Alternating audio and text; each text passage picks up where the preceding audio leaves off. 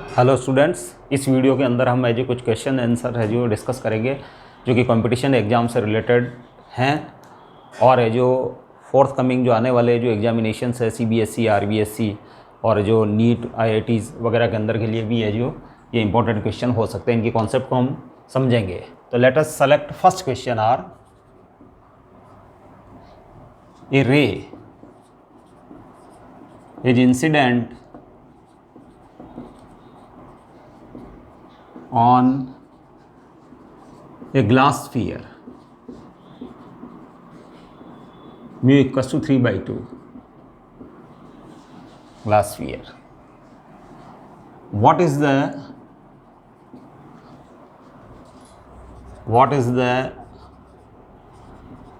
angle of incidence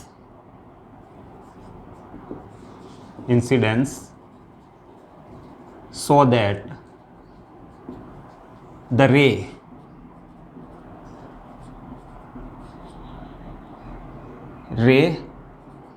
does not come out from sphere। मतलब एक बार रे है जो उस स्फीयर के अंदर एंटर हो जाए, किस एंगल से हम है जो उसको इंसिडेंट करें, अंडरस्टैंड, हमें एज ए स्फीयर के ऊपर एक नॉर्मल बना लेंगे और जो उसके साथ एंगल ऑफ इंसिडेंस आई बनाते हुए रे गिरेगी और इसके बाद वो उसके अंदर एंटर हो जाएगी।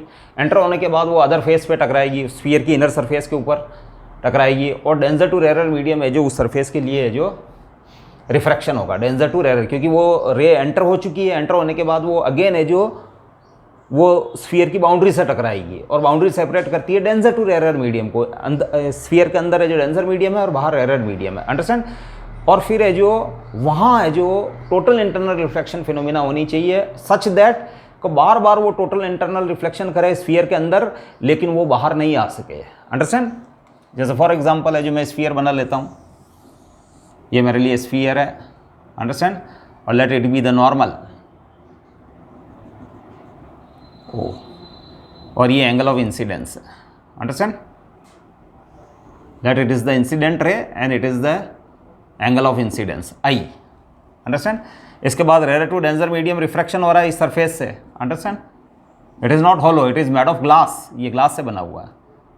तो it moves towards the normal, it bends towards the normal inside the sphere. Again we are making a normal at this point, है ना। सो ये एंगल ऑफ इंसिडेंस हो गया, ये एंगल ऑफ रिफ्रैक्शन हो गया बच्चों, अंडरस्टैंड, इट इज़ आर। और चूंकि ये जो बच्चों है जो ये एक ट्राइंगल दिख रहा है, इस ट्राइंगल के अंदर ये भी रेडियस और ये भी रेडियस हो, it is isosceles triangle, that's why it will be also R. ये आर होगा तो ये भी एंगल आर होगा, अंडरस्टैंड। अब बच्चों इस सरफेस के ऊपर अगर टोटल इंटरनल रिफ्लेक्शन चाहिए, क्योंकि आपको इस रे को बाहर तो निकलना ही नहीं है, द रे does not come out from the sphere. Angle of incidence की वैल्यू इस टाइप से सेलेक्ट करनी है कि ये अंदर ही अंदर टोटल इंटरनल रिफ्लेक्शन करती रहे, मल्टीपल टोटल इंटरनल रिफ्लेक्शन करती रहे। अभी इस सरफेस पे इस पॉइंट पे टकराई है सरफेस के, अब है जो बाई दी वे इस पॉइंट पे टकराएगी, अगेन उसका टोटल इंटरनल रिफ्लेक्शन होना चाहिए, इस पॉइंट पे टकराएगी, अगेन टोटल इंटरनल रिफ्लेक्शन होना चाहिए, अंडरस्टैंड। तो फिर बच्चों कंडीशन है टोटल इंटरनल रिफ्लेक्शन के लिए कि ये आर जो है, R must be greater than और equal to theta C, critical angle.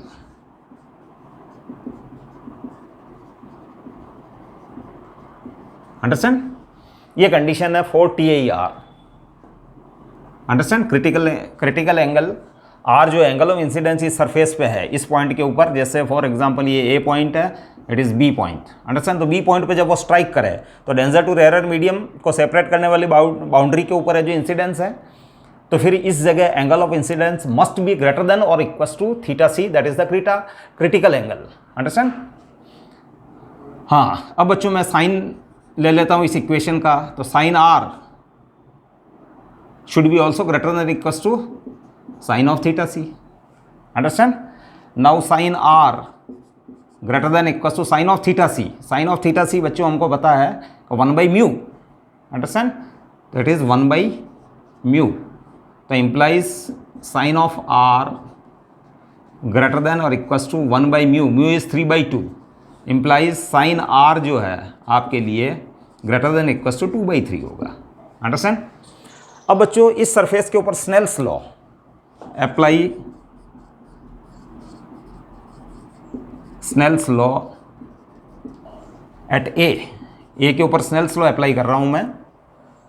तो sine i by sine r equals to, जिस मीडियम के अंदर रे एंटर होती है उसका रिफ्रैक्टिव इंडेक्स दैट इज 3/2, और जिस मीडियम से आई है उसका एब्सोल्यूट रिफ्रैक्टिव इंडेक्स यहाँ आएगा। अंडरस्टैंड?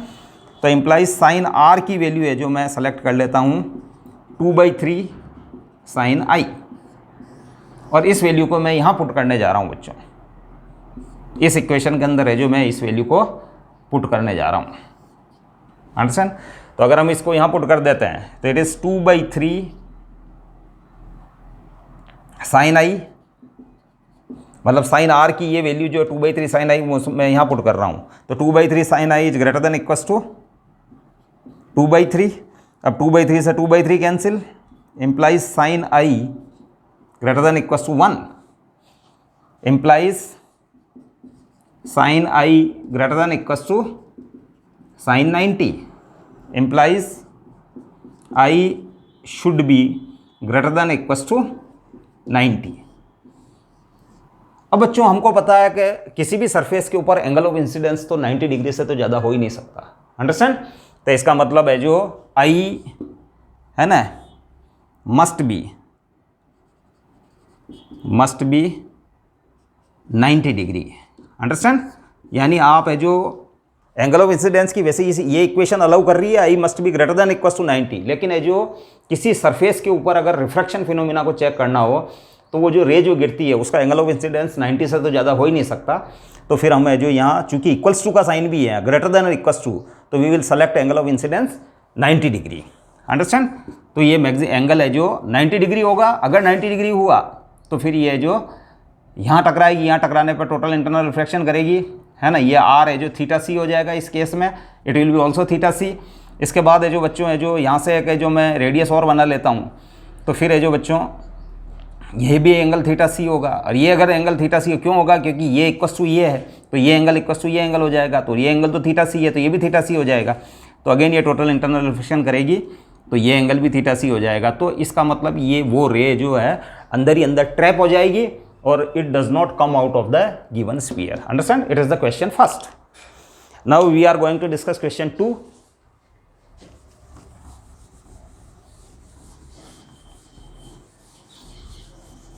क्वेश्चन 2 डिस्कस करने जा रहे हैं हम बच्चों।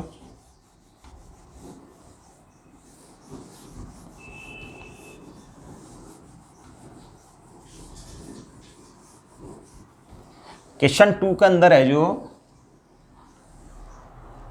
बच्चों एक वाटर टैंक दिया हुआ है। क्वेश्चन 2 गिवन ए वाटर टैंक,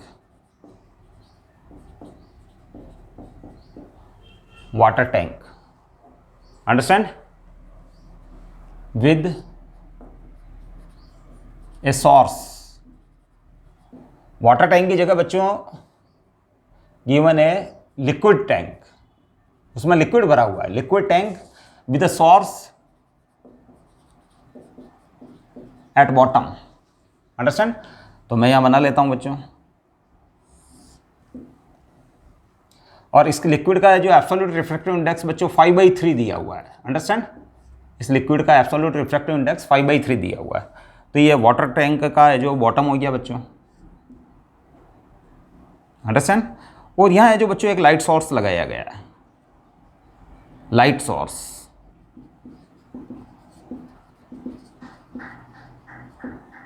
अंडरस्टैंड? अब इसके अंदर है जो बच्चों आपने वाटर भरते हैं इस टैंक के अंदर है जो हम क्या करते हैं, सॉरी लिक्विड भरते हैं हम इस टैंक के अंदर जो लिक्विड करते हैं। और यहाँ बच्चों एक ड्रेनेज भी दिया हुआ है। ड्रेनेज मतलब जहाँ से लिक्विड है जो बाहर आ सके, ठीक है ना। लिक्विड के ऊपर है जो बच्चों एक है जो डिस्क फ्लोट कर रही है, opaque disc. Understand? A disc is floating, it is the opaque disc. और ये आपका लिक्विड हो गया।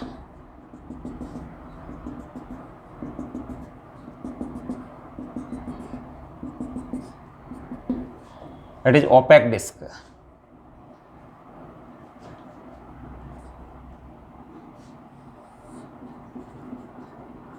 ओपेक डिस्क मतलब ये जो है non transparent medium, understand, that is the opaque, light does not pass through it, understand. और इस डिस्क का सेंटर जो है बच्चों, ये इसके ऊपर फ्लॉट कर रही है, ओपेक डिस्क फ्लॉटिंग, अंडरस्टैंड। और इस डिस्क का सेंटर जो है, ये जो सोर्स है इसके जस्ट अबोव है,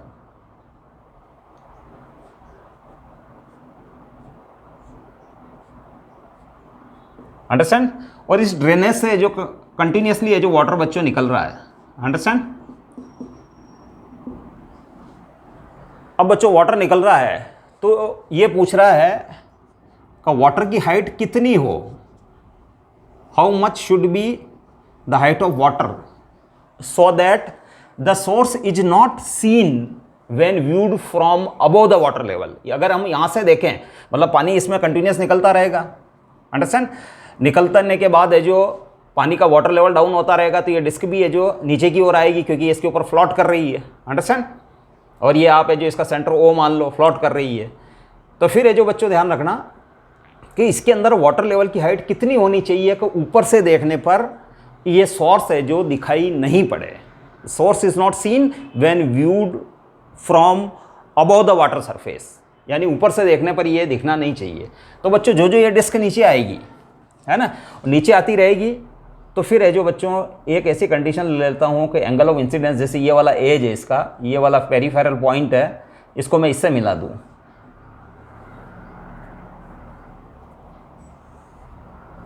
अंडरस्टैंड। और यहाँ एक नॉर्मल बना दूँ,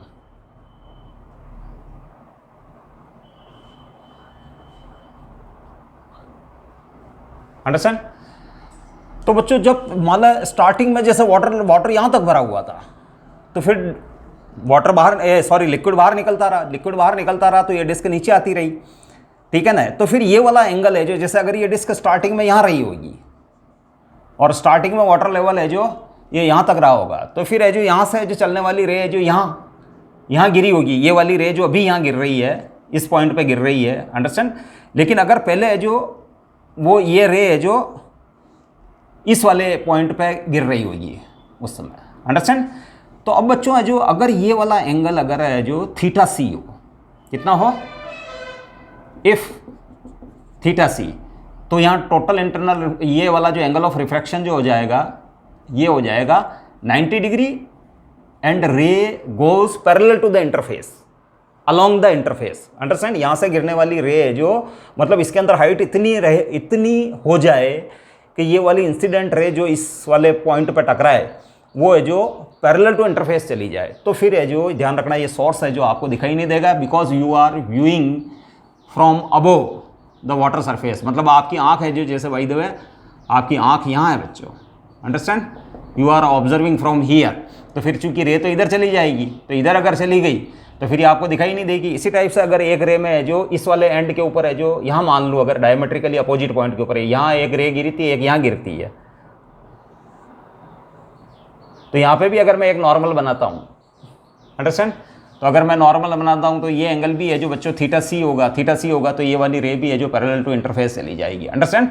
तो आपकी आंखों तक तो ये रे नहीं पहुँचेगी, तो इसका मतलब source is not visible, understand. तो क्वेश्चन ये है कि what should be the height of the water level so that the source is not visible when viewed from above the water level से अब वो पानी कंटिन्यूसली निकलता रहेगा। ये एंगल ऑफ इंसिडेंस जब उसमें वाटर लेवल इतना हो जाए कि ये गिरने वाली ये जो एक डायमीटर मैंने सेलेक्ट किया है जिसका सेंटर ओ है, इसका सेंटर ये डायमीटर सेलेक्ट किया, उसके इस एंड के ऊपर जब ये रे गिरे तो है जो ये एंगल ऑफ इंसिडेंस जो हो जो थीटा सी के बराबर हो, थीटा सी, तो उस कंडीशन में angle of refraction is 90 degree. Again at this point angle of refraction is 90 degree, understand. So the source is not visible because rays are going along the parallel. अगर है जो आप disc ऐसे है तो रे इधर भी जा रही है, इधर भी जा रही है, इधर भी जा रही है, इधर भी जा रही है, अंडरस्टैंड।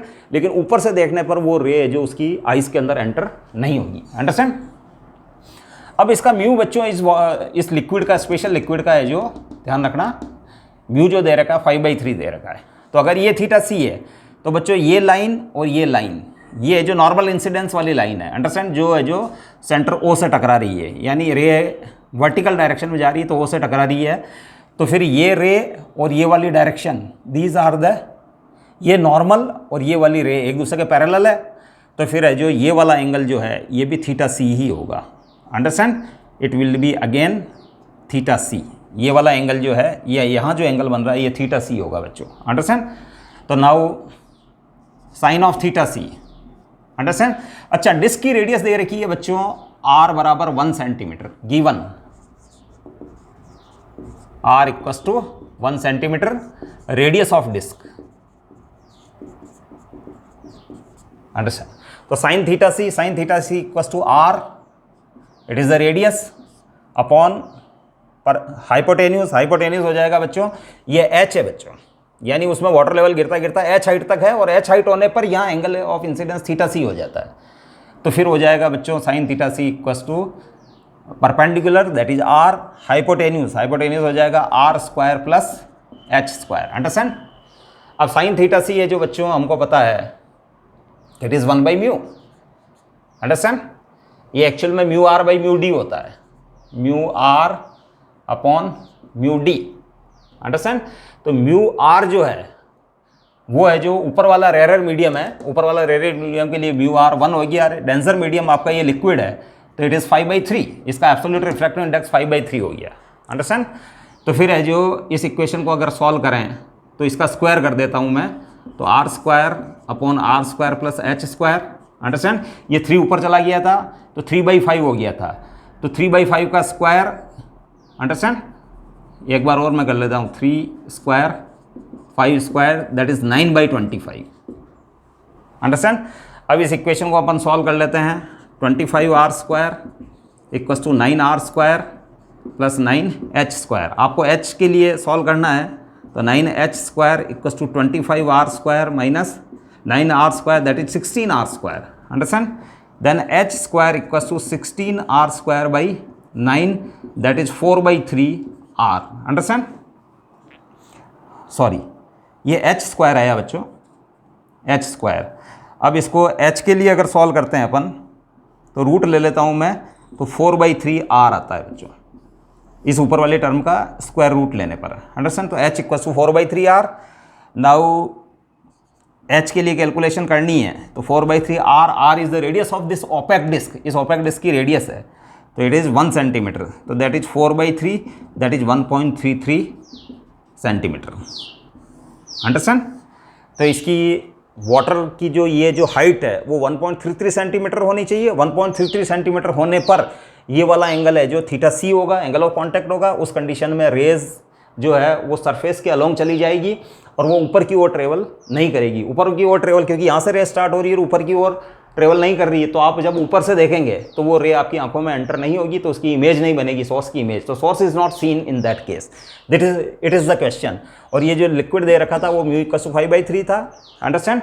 इसके अंदर है जो वाटर पहले हायर हाइट, ये जो हाइट आई उससे हायर हाइट तक था, फिर इस ड्रेनेज से लिक्विड बाहर निकलता रहा, और लिक्विड बाहर निकलते निकलते है जो एक ऐसी हाइट सेट हो गई such that the angle of incidence at this diametrically opposite point, ये डायमीटर है, diametrically opposite point of disc is theta C, उस केस के अंदर है जो ये सोर्स है जो ऊपर से देखने पर विजिबल नहीं होगा, understand. It is a question. Now question 3,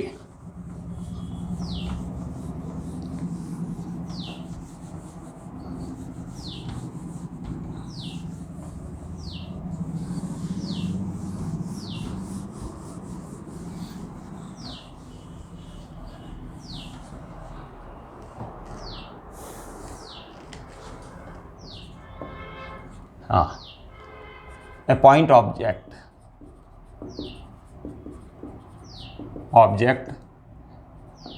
is placed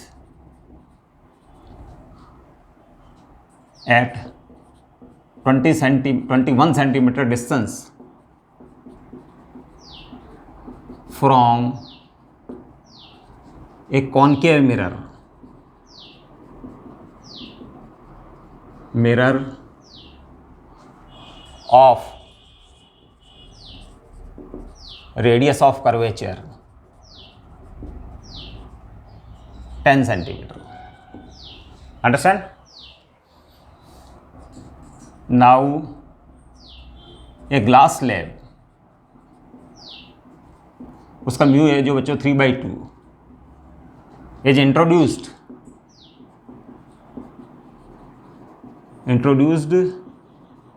between mirror and object.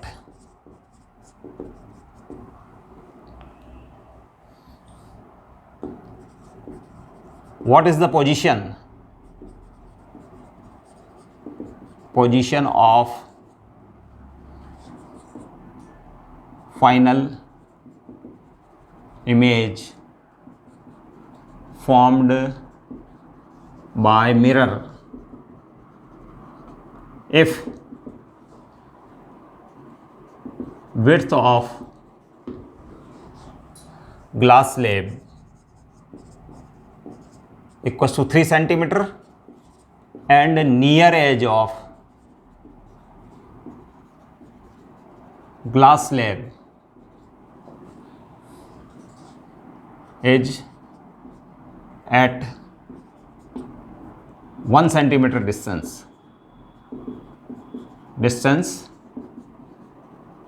from the mirror. Understand? 21 centimetre है जो डिस्टेंस के ऊपर है जो रखी हुई है। तो बच्चों मैं यहाँ एक मिरर बना लेता हूँ, let it be the concave mirror.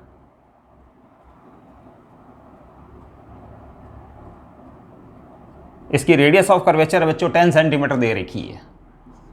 Given r equals to 10 centimetre implies f equals to -5 centimetre from f equals to r/2 वाले फॉर्मूले से। अंडरस्टैंड? और let it be the geometrical centre that is the pole. ये pole है आपके पास।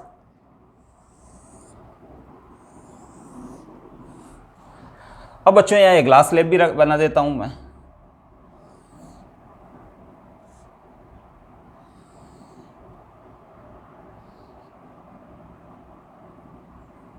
Understand? और glass slab की width जो है 3 सेंटीमीटर दे रखी है और इसका जो म्यू है बच्चों वो है जो 3/2 है।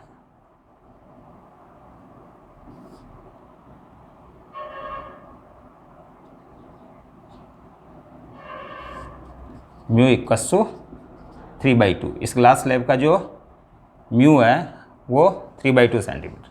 और लेट ये 21 सेंटीमीटर के ऊपर है जो ऑब्जेक्ट है। Object at 21 centimetre distance from the mirror. इस मिरर से 21 सेंटीमीटर का। अंडरस्टैंड? अब बच्चों मैं एक रेस स्टार्ट करने जा रहा हूँ। अच्छा, फिर ये वाला जो नियर एज है इसका, ये वाला नियर एज है किसका? मिरर के नियर वाला एज ये है। तो फिर है जो इसकी इससे डिस्टेंस, मिरर से डिस्टेंस है जो बच्चों 1 सेंटीमीटर दे रखी है। ये लिखा हुआ है कि near edge glass at 1 centimetre distance from the mirror, the near edge of glass slab is 1 centimetre distance from the mirror given are.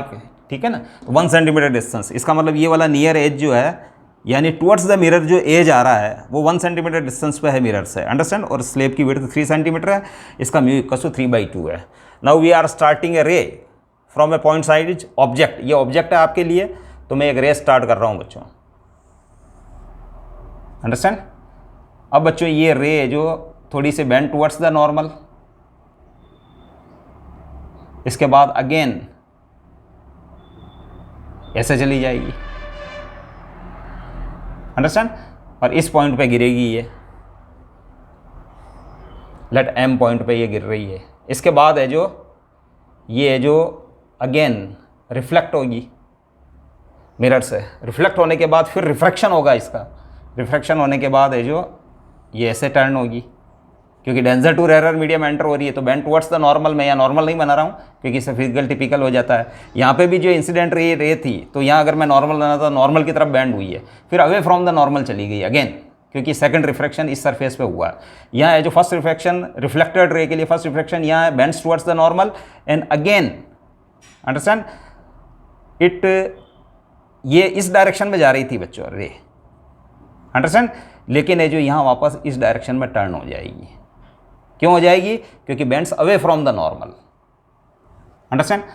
अब बच्चों है जो ये रे जो स्टार्ट हुई थी, रिफ्रैक्ट हुई, 2 बार रिफ्रैक्ट हुई, एक ही सरफेस पे, एक ही सरफेस, और फाइनली है जो इस पॉइंट पर स्ट्राइक कर रही है। अंडरस्टैंड। तो ऐसा लगता है कि है जो इसको मैं अगर है जो पीछे की ओर मुड़ा, पीछे की ओर अगर मैं बढ़ाऊं,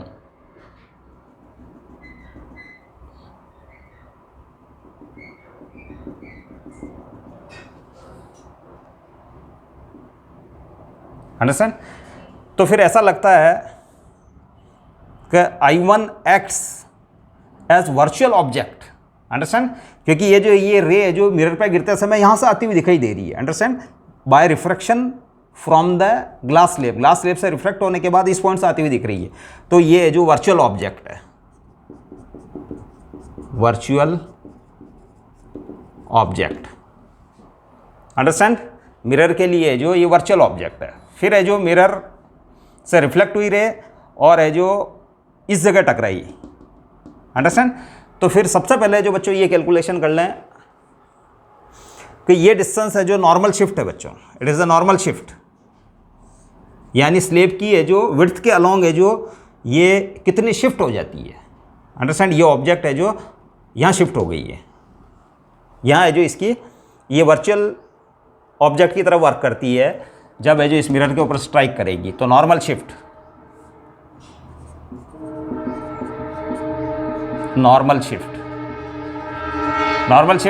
x, ये नॉर्मल शिफ्ट बच्चों x है। तो x तुम्हारे को पता हो तो बच्चों t1 - 1/μ। ये जो मैंने प्रीवियस वीडियो के अंदर है जो कि नॉर्मल शिफ्ट ये x कितनी होगी, तो x है जो t विड्थ है, स्लेब की विड्थ है बच्चों, it is the t slab की विड्थ है। तो बच्चों t जो है हमारे पास वो 3 सेंटीमीटर दिया हुआ है और 1 - 1/μ, म्यू है बच्चों 3/2। अगर इसको सॉल्व करेंगे तो 2 ऊपर चला जाएगा तो 3 × 1/3 इट इज़ 1 सेंटीमीटर। 3 से 3 कैंसिल हो जाएगा, इट इज़ 1 सेंटीमीटर। तो इसकी है जो नॉर्मल शिफ्ट x = 1 सेंटीमीटर आ रही है। इसके बाद है जो बच्चों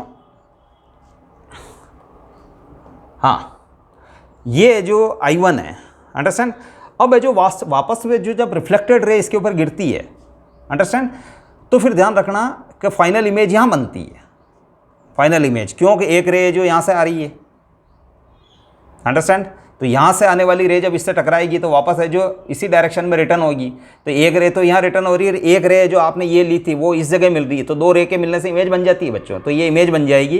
तो उसके लिए ध्यान रखना कि I2 will act as virtual object, virtual object for I final image. Final image है बच्चों, तो इसके लिए I2 act as virtual object. Understand.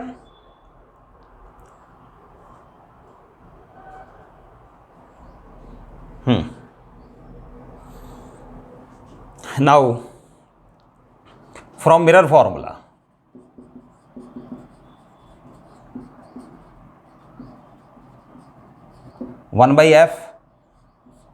f इसके लिए बच्चों -5 सेंटीमीटर है, इक्वल टू 1/u। ऑब्जेक्ट इसके लिए रह गई बच्चों x 1 सेंटीमीटर। तो ऑब्जेक्ट तो ये वर्चुअल ऑब्जेक्ट है इस, अंडरस्टैंड, ये वर्चुअल ऑब्जेक्ट है ना। तो वर्चुअल ऑब्जेक्ट है जो हो जाएगा x, इसकी शिफ्ट 1 सेंटीमीटर, तो ये 20 सेंटीमीटर रह गई बच्चों। ये वाली डिस्टेंस जो है 20 सेंटीमीटर क्यों रह गई, क्योंकि x = 1 सेंटीमीटर है। अंडरस्टैंड। तो फिर ऑब्जेक्ट इसके लिए ये, तो ये 20 सेंटीमीटर, तो 1/u = -20 सेंटीमीटर। अंडरस्टैंड, ठीक है ना। तो 1/v, ये 1/v। तो फिर हम सॉल्व करेंगे इसको, तो -1/5 + 1/20 = 1/v।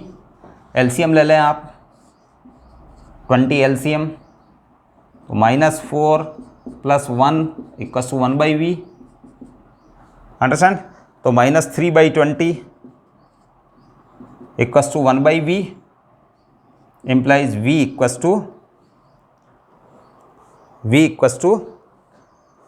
-20/3 सेंटीमीटर। अब -20/3 सेंटीमीटर का सॉल्व कर लें, 6.66 सेंटीमीटर। अंडरस्टैंड? तो उसकी इमेज जो बननी चाहिए वो बनने जा रही थी बच्चों 6 सेंटीमीटर पर।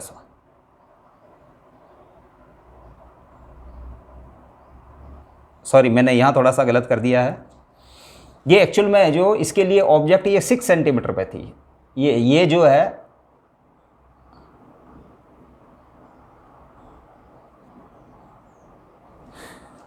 ये I1 यहाँ बनेगी। अंडरस्टैंड? ये वर्चुअल ऑब्जेक्ट की तरह वर्क करेगी। I1 मतलब अगर ये स्लेब बीच में नहीं आती तो ये रे जो इस डायरेक्शन में जा रही थी, तो I1 works as virtual object for the final image I। ये फाइनल इमेज है बच्चों I। अंडरस्टैंड? और यहाँ से यहाँ तक की डिस्टेंस जो है बच्चों ये I1, ये सॉरी I2 है, क्योंकि I1 आपने इसको ले रखा है। तो ये वर्चुअल ऑब्जेक्ट है इस फाइनल इमेज I के लिए। अंडरस्टैंड? फाइनल इमेज है जो यहाँ बनी है, तो ये वर्चुअल ऑब्जेक्ट की तरह वर्क करती है। और ये डिस्टेंस है जो बच्चों एक्चुअल में -6.66 सेंटीमीटर आई है। ये मिरर से ये डिस्टेंस 6.66 कैलकुलेशन से आई है। अब बच्चों ये वापस है जो शिफ्ट हुई, वापस है जो ये स्लेब बीच में आ गई, तो ये वापस है जो ये x होगी बच्चों। Again it will B x। Understand? तो फिर फाइनल इमेज है जो now since slab is again in between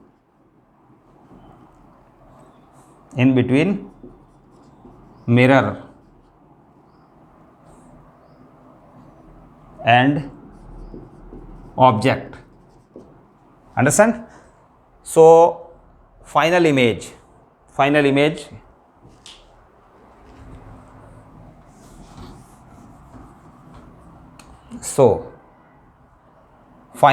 जो हो जाएगी, इमेज वो हो जाएगी -6.66। और ये शिफ्ट इसको यहाँ बनना था, तो ये अभी जो वर्चुअल ऑब्जेक्ट की तरह वर्क कर रही है इस फाइनल इमेज के लिए। इसको है जो यहाँ टकराना था लेकिन स्लेब बीच में आ गई, तो फिर है जो फिर फर्दर शिफ्ट हो जाएगी। इस बार शिफ्ट इस डायरेक्शन में रहेगी। अगर रे गिरती है तो बच्चों शिफ्ट है जो इस जिधर से रे आ रही है उसी डायरेक्शन में शिफ्ट होती है, तो इट इज़ अगेन x। ये x होगी बच्चों। तो फिर है जो मैं क्या करूँगा, x इसमें ऐड कर दूंगा, और x 1 सेंटीमीटर है। अंडरस्टैंड?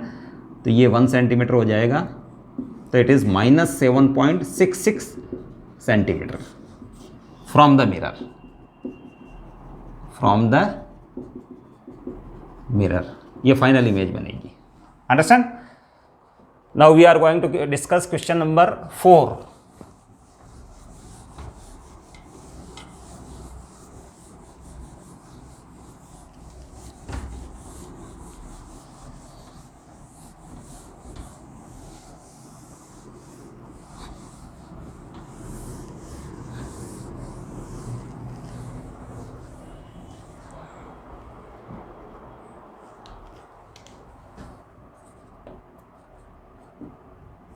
क्वेश्चन 4 बच्चों, एक रेक्टेंगुलर ग्लास स्लेब दी हुई है। ये भी आईआईटी का क्वेश्चन है। गिवन है rectangular glass slab ABCD CD। Understand? इसका रिफ्रैक्टिव इंडेक्स बच्चों N1 है। It is surrounded by water, और वाटर का रिफ्रैक्टिव इंडेक्स वैसे तो हमको पता है तो 4/3 होता है, लेकिन यह जो इस क्वेश्चन के अंदर N2 दिया हुआ है। Understand? With N1 greater than N2। ये स्लेब है, इसके मटेरियल का एब्सोल्यूट रिफ्रैक्टिव इंडेक्स N1 है, और सराउंडिंग क्वेश्चन में तो बोल रखा वाटर है, लेकिन ये जो वाटर अगर है तो फिर इसको N2 है जो 4/3 होना चाहिए था, लेकिन है जो इन लोगों ने उसका वाटर का रिफ्रैक्टिव इंडेक्स को N2 ले रखा है, where N2 is 4/3, it is water. और अंदर वाली जो स्लेब है उसके मटेरियल का refractive index N1 greater than N2 है। अब एक रे है जो बच्चों इस सरफेस AB के ऊपर गिर रही है,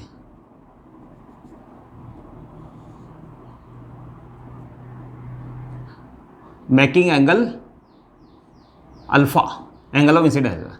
ये कह रहा है कि अल्फा की मैक्सिमम वैल्यू कितनी होनी चाहिए कि रे जो एंटर हुई है वो केवल इस सरफेस से है जो इमर्ज हो, किससे, CD से इमर्ज होनी चाहिए।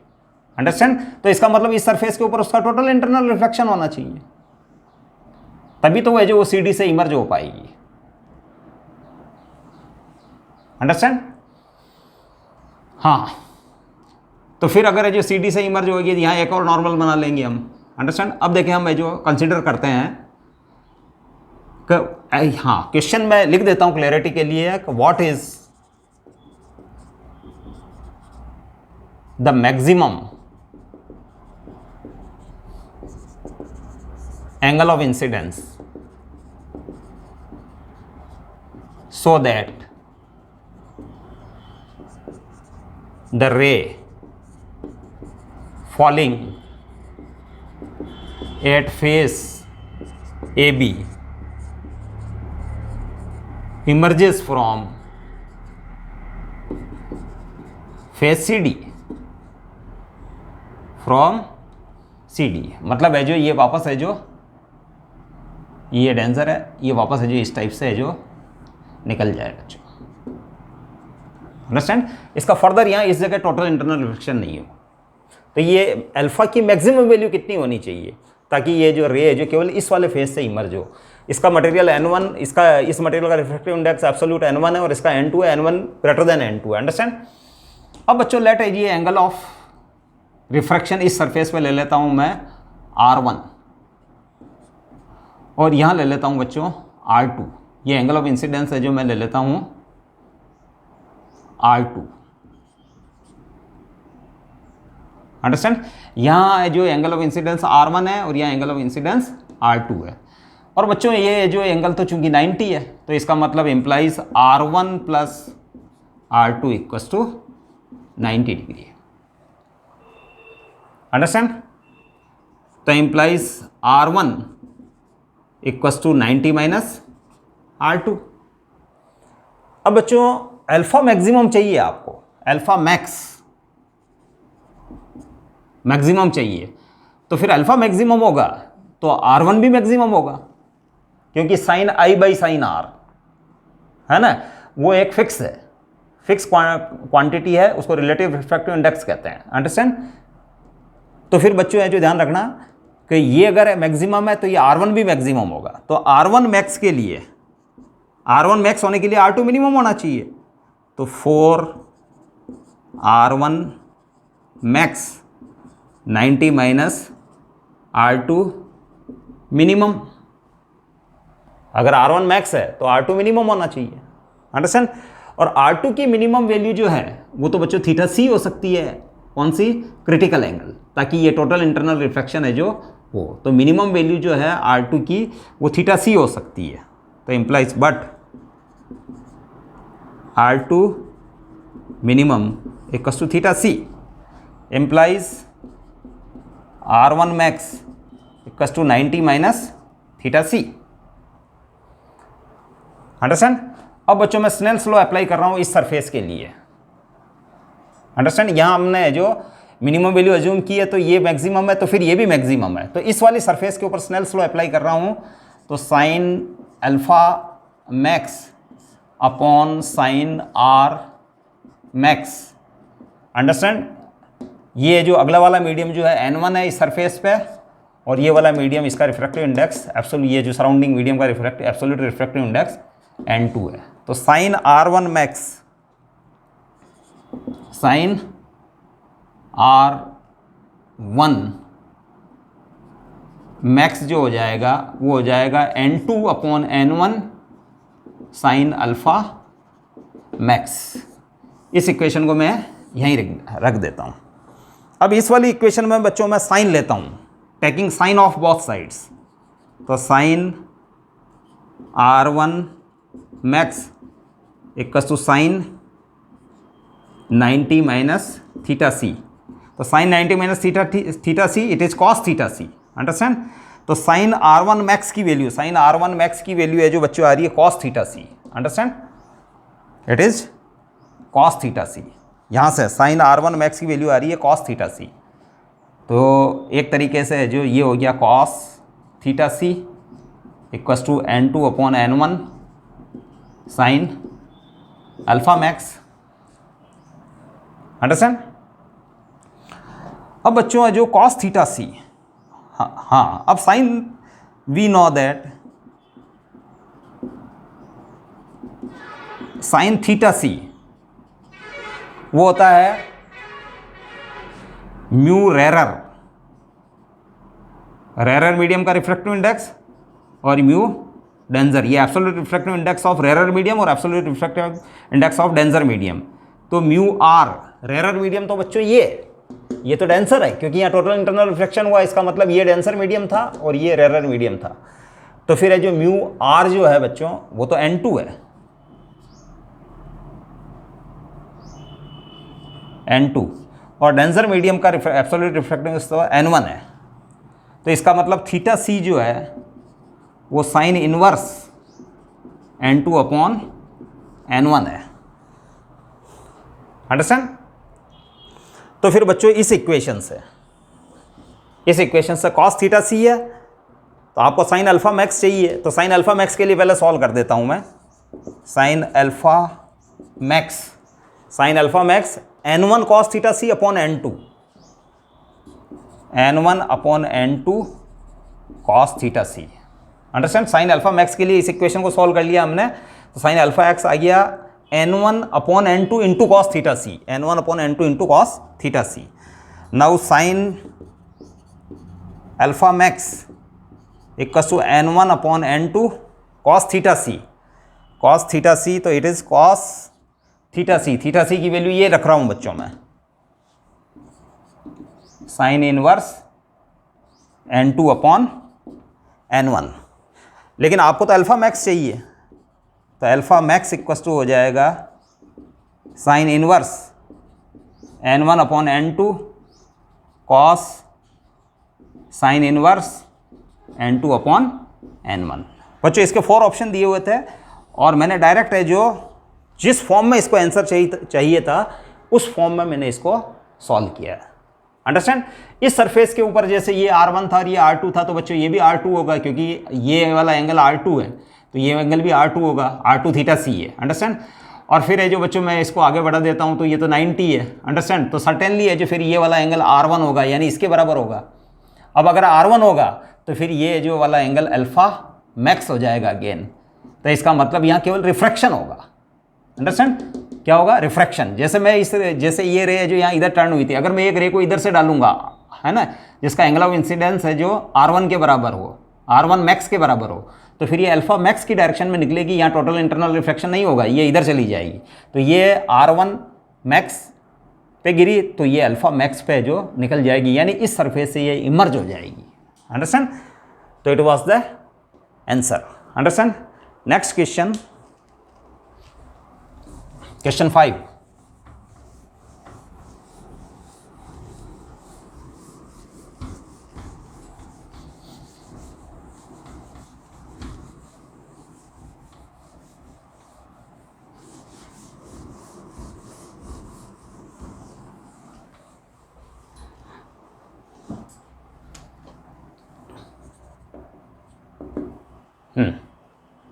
क्वेश्चन 5 ये भी IIT का क्वेश्चन है बच्चों। एक कंटेनर ले रखा है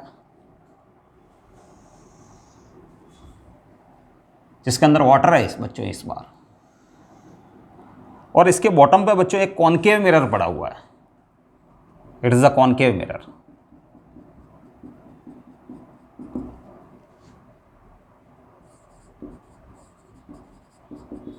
कॉनकेव मिरर, इसकी रेडियस ऑफ कर्वेचर बच्चों 1 मीटर है। अंडरस्टैंड। तो 1 मीटर होने से इसकी फोकल लेंथ जो हो जाएगी F वो -50 सेंटीमीटर हो जाएगी बच्चों। अंडरस्टैंड। अब है जो ये वाटर से फिलअप है,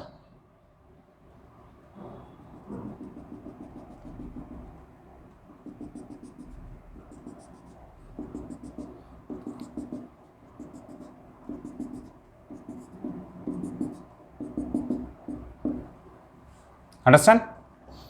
now sun is shining overhead. Sun है जो ओवरहेड शाइन कर रहा है बच्चों, और सन से रेज आ रही है बच्चों। ये जो एक रे आ रही है, जैसे फॉर एग्जांपल, क्योंकि सन है जो बहुत लार्ज डिस्टेंस पे, आप उसको इनफाइनाइट डिस्टेंस पे मान सकते हो। तो सन से आने वाली रे है जो नॉर्मल हम मानेंगे कि इन्फिनिटी से आ रही है। कहाँ से आ रही है? इन्फिनिटी से, फ्रॉम इन्फिनिटी सन से रेज आ रही है। इसी टाइप से जो यहाँ पे भी है जो सन से रेज आ रही है, नॉर्मल इंसिडेंस मान सकते हैं। इसके बाद है जो वाटर के अंदर एंटर हो जाएगी, इसके बाद ये रिफ्लेक्ट होगी।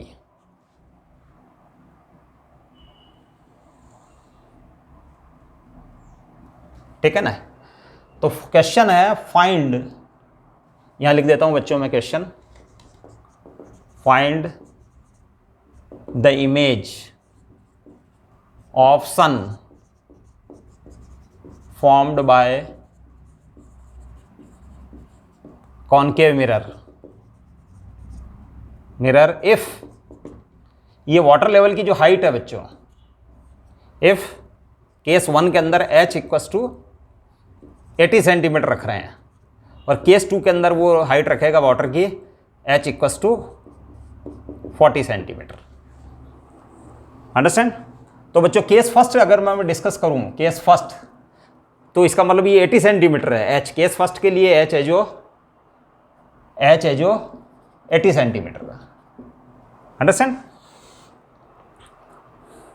ठीक है ना? ये अगर h 80 सेंटीमीटर है तो बच्चों इसकी ये जो बीम आया गिर रहा है इसके ऊपर पैरेलल गिर रहा है, तो इसकी फोकल लेंथ है जो ये बीम है जो इसके ऊपर पैरेलल आया है बीम, तो ये जो ध्यान रखना कि -50 सेंटीमीटर के ऊपर, क्योंकि इसकी फोकल लेंथ जो है -50 है, तो -50 के ऊपर है जो ये फोकस हो जाएगा। अंडरस्टैंड? तो सन की इमेज है जो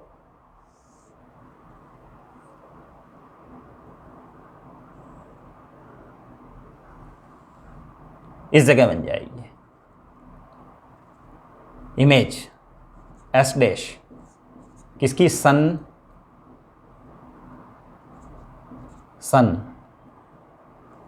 इमेज, या इसको आप आई ले लो, इमेज ऑफ सन। अंडरस्टैंड? यहां बन जाएगी और ये डिस्टेंस होगी बच्चों 50 सेंटीमीटर। इस मिरर के पोल से जो इसकी डिस्टेंस जो हो जाएगी ये हो जाएगी 50 सेंटीमीटर। अंडरस्टैंड? मतलब ये 50 सेंटीमीटर हो जाएगी और बीच में ये जो लिक्विड भरा हुआ है it doesn't make any difference. Understand? ध्यान रखना, ये जब मिरर का मैंने जो वीडियो बताया था उसके अंदर मैंने क्लियरली बोला था कि अगर मिरर के चारों ओर अगर कोई लिक्विड भरा हुआ हो तो फिर ध्यान रखना कि उस मटेरियल की प्रेजेंस का, जो सराउंडिंग जो लिक्विड भरा हुआ उसकी प्रेजेंस का है जो इमेज फॉर्मेशन पर कोई इफेक्ट नहीं है, क्योंकि ये जो मिरर के फॉर्मूले के अंदर है जो सराउंडिंग मीडियम का म्यू है जो अपीयर नहीं होता है, तो it makes no difference in making the image.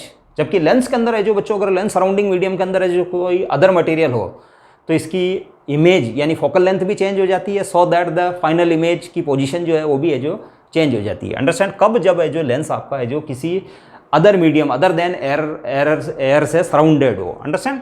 लेकिन मिरर के चारों ओर है जो, मिरर के अंदर है जो कोई दूसरा मीडियम भर दिया जाए, जैसे कि यहाँ लिक्विड भरा हुआ, तो ये जो इमेज में कोई फर्क नहीं पड़ेगा। तो फिर है जो final image V equals to इस केस में -50 सेंटीमीटर फ्रॉम मिरर होगी। अब केस 2 डिस्कस करना है बच्चों। केस 2 को when h equals to 40 centimetre, जब ये h है जो 40 सेंटीमीटर हो, तो बच्चों है जो मैं क्या करता हूं कि इसी फिगर के अंदर है जो केस 2 को डिस्कस करने के लिए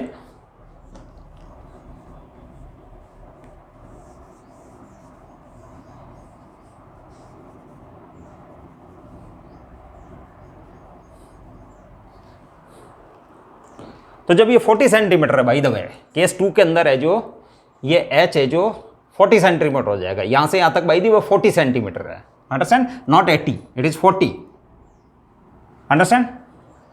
तो अगर ये 40 सेंटीमीटर है तो 50 सेंटीमीटर पे इमेज बनाता है बच्चों, V इक्वल्स टू -50। तो इसका मतलब ये रेज जो है वो 50 सेंटीमीटर यानी पोल से 50 सेंटीमीटर डिस्टेंस यानी इस ओर है जो ट्रेवल करेगी।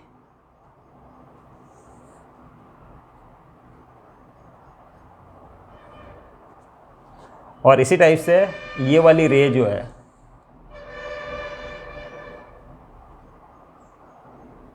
$50 सेंटीमीटर डिस्टेंस, क्योंकि यहां से यहां तक तो 40 है बच्चों, ये h है जो सेकंड केस में इक्वस टू 40 सेंटीमीटर है, और जबकि इमेज है जो बनती है -50 पे, तो इसका मतलब ये 50 यहाँ से यहाँ तक की डिस्टेंस, पोल से जो यहाँ से यहाँ तक की डिस्टेंस जो है 50 सेंटीमीटर होगी। तो फिर है जो ये H40 है, तो फिर है जो ये डिस्टेंस है जो बच्चों 10 सेंटीमीटर होगी। अंडरस्टैंड। अब बच्चों जब रे है जो ये वाली रेज है जो इस सरफेस के ऊपर टकराई थी, स्ट्राइक की, तो फिर है जो यहाँ अगर मैं एक नॉर्मल बनाऊँ तो it bends away from the normal, तो ये है जो इस डायरेक्शन में ट्रेवल कर जाएगी, bends away from the normal. जैसे फॉर एग्जाम्पल एक बना के बताता हूँ कि ये मैंने एक नॉर्मल बनाया, तो ये normal bends away from the, ये एंगल ऑफ इंसिडेंस हो जाएगा, ये एंगल ऑफ रिफ्रैक्शन हो जाएगा, तो ये यहाँ बनेगी। अंडरस्टैंड।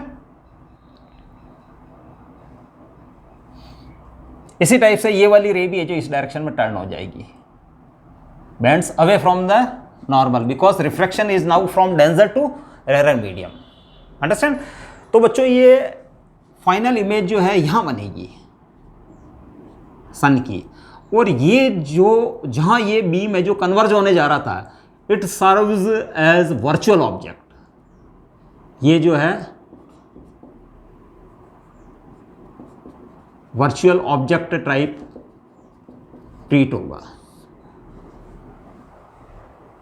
अंडरस्टैंड। Virtual object. अब बच्चों है जो हाँ, अब मैं जो इस क्वेश्चन को सॉल्व करने के लिए मैं अपने प्रीवियस वीडियो की एक थ्योरी के ऊपर आपको बताना चाहता हूँ, एक थ्योरी की ओर आपका अटेंशन लेता हूँ। फॉर एग्जांपल है जो ए फिश यहाँ डेंसर मीडियम है और यहाँ एक फिश है।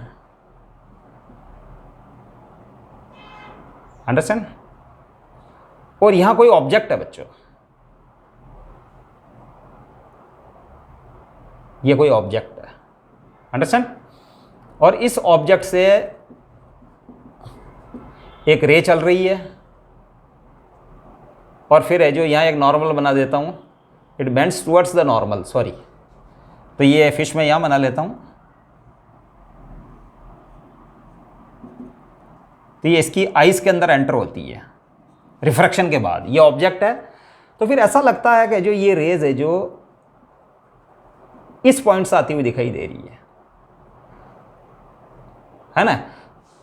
तो फिर ध्यान रखना कि इस ऑब्जेक्ट की इमेज जो है, ये ऑब्जेक्ट है O और ये इसकी इमेज है, वो इसकी इमेज है जो यहाँ बनेगी।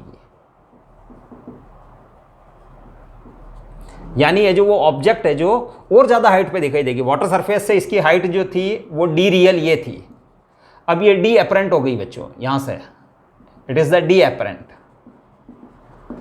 Understand.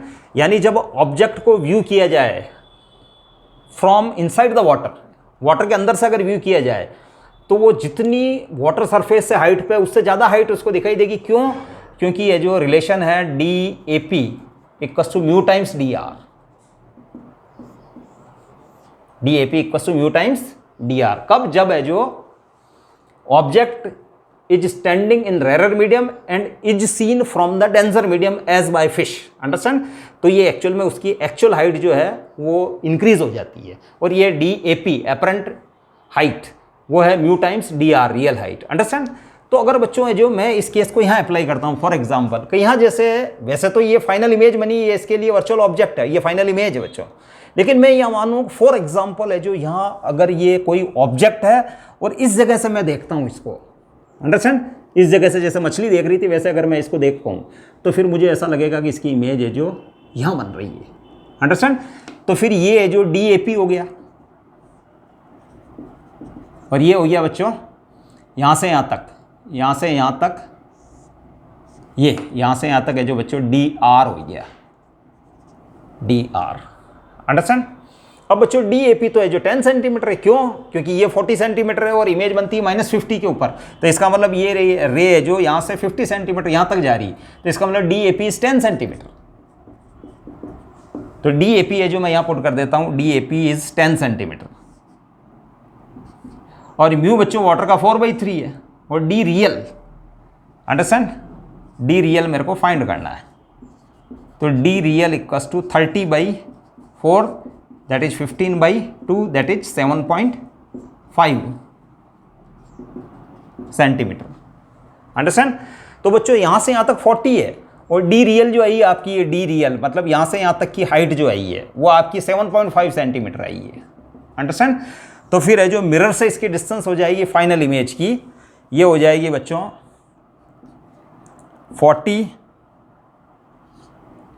Plus 7.5 that is 47.5 centimetre, है ना। ये डिस्टेंस फ्रॉम मिरर आई है,